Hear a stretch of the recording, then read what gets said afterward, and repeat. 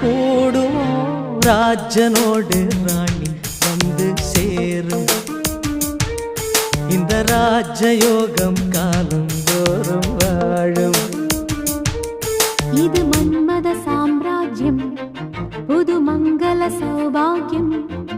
ஒருபோதும் குறையாது, தினம் கூடும் கூடும் ஆனந்தம். ராஜனோடு ராணி வந்து சேரும்.